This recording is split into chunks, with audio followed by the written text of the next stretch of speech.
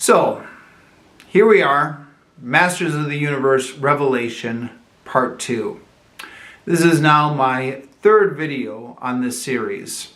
The first video was supposed to be about Masters of the Universe Revelation Part 1, but instead I wasted the whole video just reminiscing about the franchise in general. Second video I tackled Masters of the Universe Revelation Part 1, and now I'm finishing off this series with Masters of the Universe Revelation Part 2, episodes 6 through 10. So, having already wasted a lot of time in the first two videos on preliminary stuff and introductions, I'm going to avoid all that right now and just try and jump right into the review, except to note that I still have this damn cold. So, apologies for the voice. Apologies if I start coughing halfway through, and I'll be sipping on some hot tea to help with my voice, and I'm just going to try and get through this. We'll see how it goes. Right, so Part 2. A number of the same criticisms that you can make of Part 1 are also true of Part 2, although Part 2 does go in some interesting new directions as well. So, what to talk about first, huh? It continues the, by the way, spoilers and everything, but Part 2 continues what was established in Part 1 as killing off a lot of the established characters. So characters like Fisto and Clamchamp are introduced briefly, only just to be killed off. Why? I don't know. They just like killing off the characters. The Sorceress also gets killed off here, although I'm a little bit more understanding of killing off the Sorceress because that actually accomplished some story beats. So the Teela's arc is that she transforms into the Sorceress. At the end, in order to do that, you need to kill off the present Sorceress. So it's not just killing off a character for the sake of killing off a character. It accomplishes something. That being said, though, I can understand that the story as a whole needed this to happen, but the execution of it wasn't great. It was kind of, the moment when the sorceress got stabbed, I thought, oh no, here we go. We're going to slow down for another death scene again.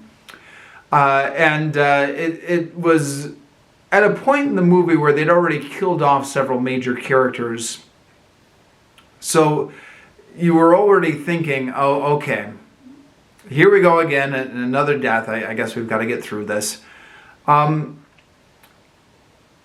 it did slow down the pace of the story momentarily, but at the same time, the characters didn't really have the time to grieve properly. And I guess quite often in fiction and television and movies, the characters don't have the time to properly grieve properly, because who wants to see that, right? You want to rush on to the next scene and have something exciting, and you don't want to have people grieving in real time. But it struck me as a little bit odd. Man-at-Arms was collapsing, crying, "Oh no, my love, my love." But then in the next scene, he's bantering with Evil-Lyn as if nothing had happened, even though the love of his life has been killed off. I think in real life, people take a few days or a few weeks or a year to get over the trauma of something like that. But okay, it's a cartoon TV show. The other thing I thought was a little bit odd about that is Man-at-Arms just lets himself get led to prison. He doesn't try and fight back at that point. And I guess you could say, well, okay, he's overcome by grief. He's just catatonic at that point. But then, Skeletor, when Skeletor meets Man-at-Arms, he says, I have respect for you because you're another warrior. You fight to the finish. I thought, well, it's a little bit incongruous with the scene we just saw of him being led off crying to the dungeon, but okay. So, sorry, I've got this cough drop in my mouth here, which is now moving around. Speaking of Skeletor, Skeletor gets these new powers when he has a sort of Grayskull and calls down the power of Grayskull. And then later Evil Lyn will get those powers. And it seems to continue a problem which was evident in the part 1 of this series, which is characters having powers that are not really defined and you're not really quite sure what they can and can't do. Like Skeletor seems to just manifest all these powers and you're just like, well, okay, what can he do really? I'm not even sure it entirely made sense because where did these powers come from? I mean, when Prince Adam held up the sword of Grayskull and called down the power of Grayskull, it turned him into He-Man. So it made him physically strong. So why didn't it just make Skeletor physically strong as well? I guess the logic is that Skeletor was already a match for He-Man. So, I don't know. But Skeletor wasn't as strong as He-Man, right? I don't know. Skeletor here is being played by Mark Hamill, who does, I think, a really good job. Mark Hamill has come into his own as a voice actor in the second half of his career. I mean, I remember the days in kind of the early 90s or something like that when Mark Hamill was a little bit of a joke. He had been so popular as Luke Skywalker, but then he had never succeeded in doing anything ever since then. At least that was a perception.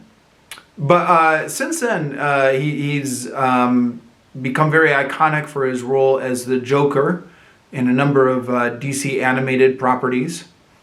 And now he's doing Skeletor. And, you know, I know this is kind of old news at this point to comment on it, but listening to it, you would never guess it was actually Mark Hamill behind that voice if you didn't know, right? I mean, if you're just picturing Mark Hamill from Luke Skywalker in Star Wars, you wouldn't imagine that cackling voice that he can do, but, you know, the man's got talents.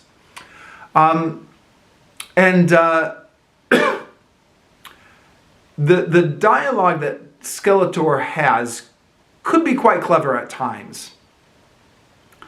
In the first few episodes, when Skeletor is just doing generic bad guy stuff, I didn't think it was anything noteworthy. But then, when was it? Around episode 8 or something, when he starts having the banter with Evil Lyn and with the, arguing back and forth with her about the cosmic universe and their place in it.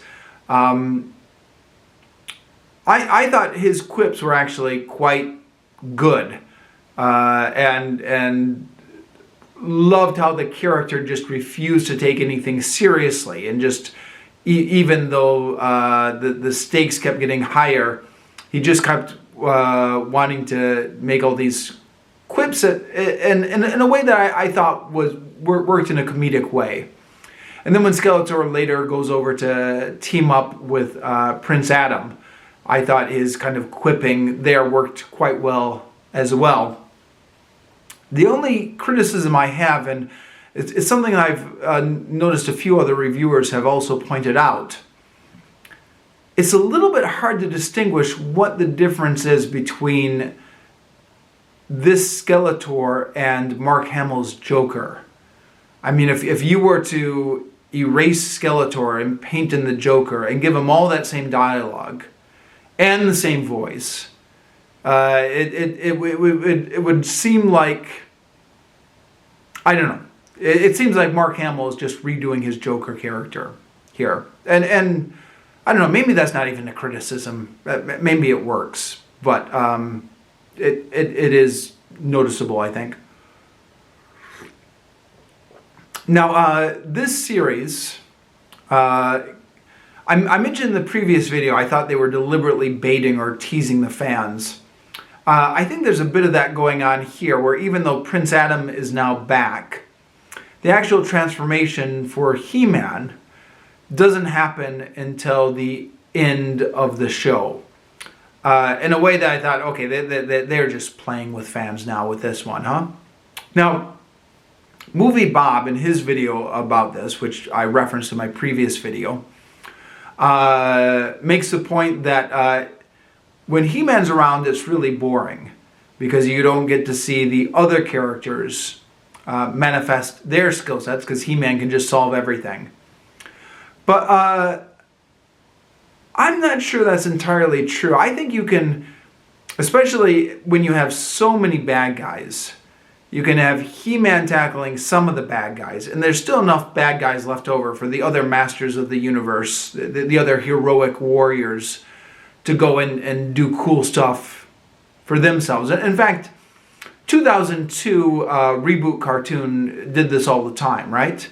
He-Man would be fighting off in one corner of the battlefield, but you'd still have the other supporting characters being able to do a lot of other cool stuff. Speaking of the supporting characters, round about the end of this series, kind of like episodes 8 and 9, I started to realize, hey, we are almost through with this series. We haven't even seen most of the supporting characters from the franchise. I mean, where is Ram Man? Where is Stratos? Where is Many Faces? Where is the guy with the long neck? What would they call him again? Mecha neck or something like that? Where is the Bee-Man? I forget what they called him. Where are, the Rockmen or the Meteoroids, if you want to get really obscure into some of these more obscure supporting characters. I mean, maybe this is my bias, but I mean, I mentioned in the previous two videos that to me the appeal of the Masters of the Universe is this sprawling universe with all these bizarre supporting characters in it. And I don't think that's entirely just me. I'm not sure it's every single fan, but I'm sure it's a lot of fans just want to see the playbox full of all these supporting characters. And then it was announced that Teela was putting out this cosmic call to recruit all the heroes of Eternia. And then there was going to be that big battle at the end where all the heroes of Eternia came out. And I thought to myself, okay, I get it now. I know what they're planning. They're saving all those characters for the final episode. And we're going to see them all show up and do cool stuff in that final battle. But then we didn't. Okay, Ram Man showed up. So we got Ram Man. But all the rest of them.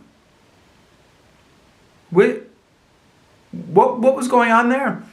I mean, it's bizarre, isn't it? Because, I mean, on one hand,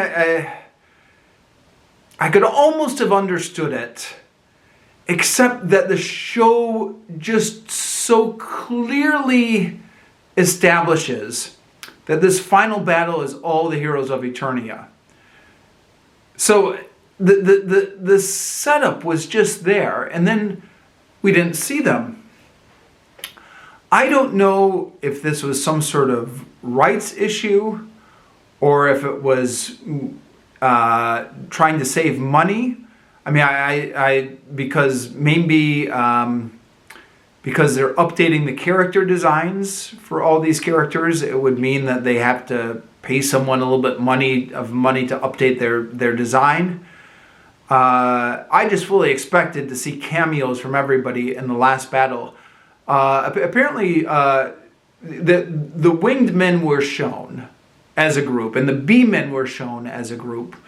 I'm not sure the Stratos, the particular wingman or the particular bee man who had named action figures were highlighted. I think according to Wikipedia or the Castle Grayskull Wikipedia, Stratos did make a cameo with the other winged men, but it was just like a shot of him flying in the sky. But then I mean the rest of them just weren't there, and I thought to myself, okay, I wonder if they're saving them for Season 2, Revolution. So I haven't seen Revolution yet. I haven't read the plot summary yet because I don't want to completely spoil it for myself, but I did go check the wikis for a number of these supporting characters to see if they had bigger or expanded roles in Season 2.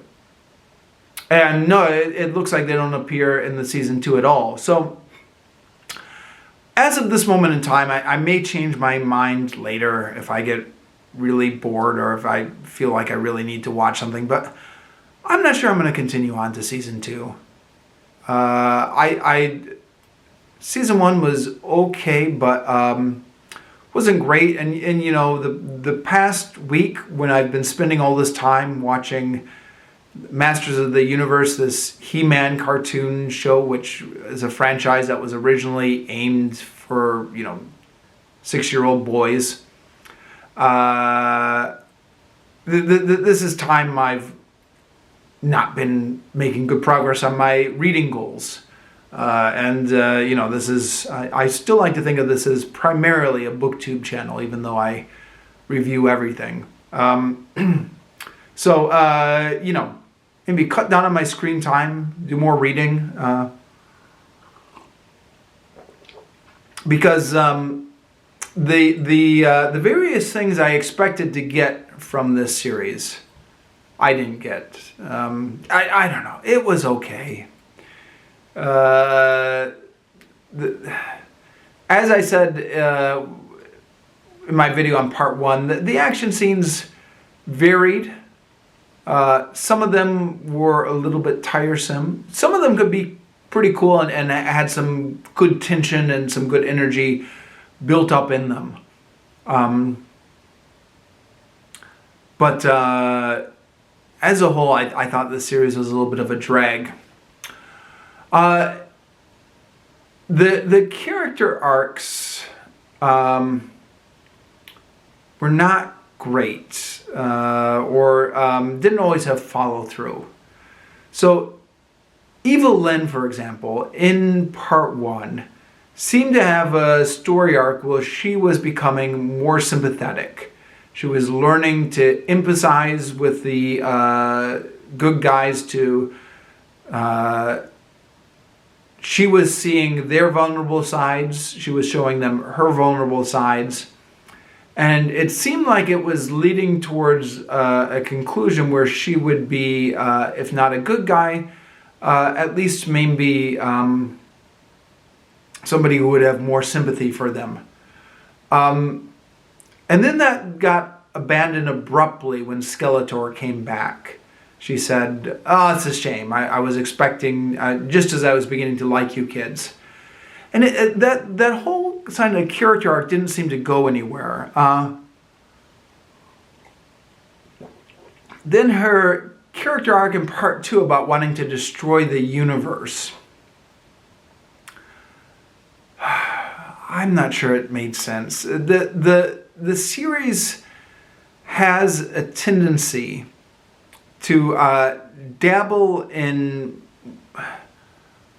deep concepts, but it doesn't really have the follow through, or it doesn't really have the capacity maybe to do anything with them.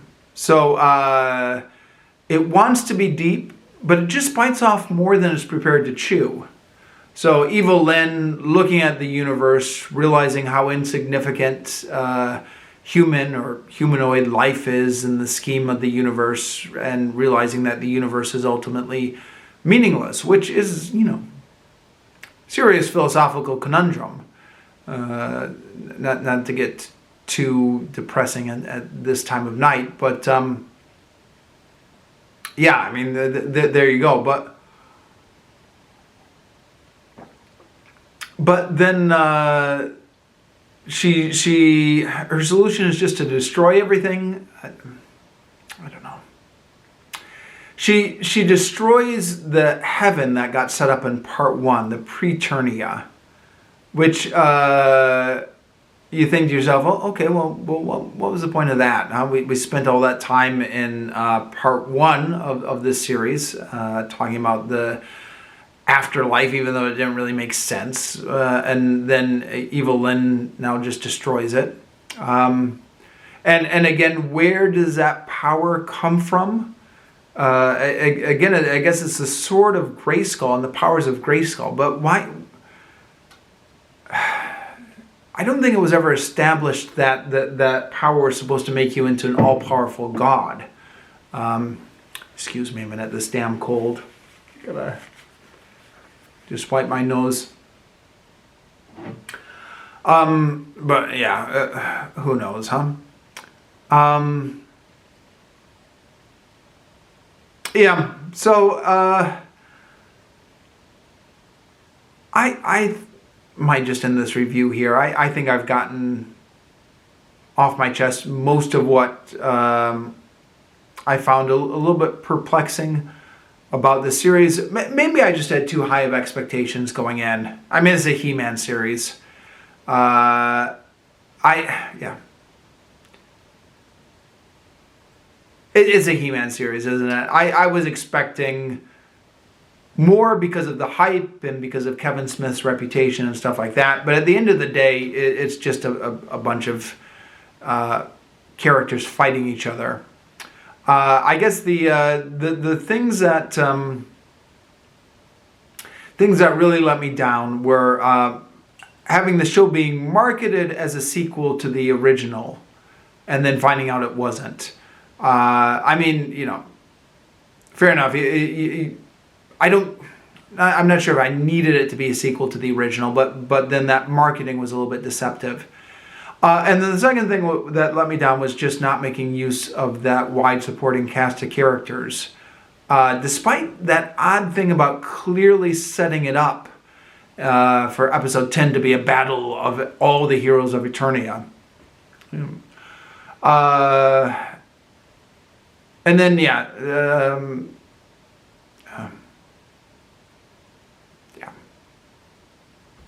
So I'm just going to leave it there. I give it a meh. It's okay. It's okay, but it's nothing special. I don't know if I'd recommend anyone make time out of their lives to watch all 10 episodes, but if you do, it's okay.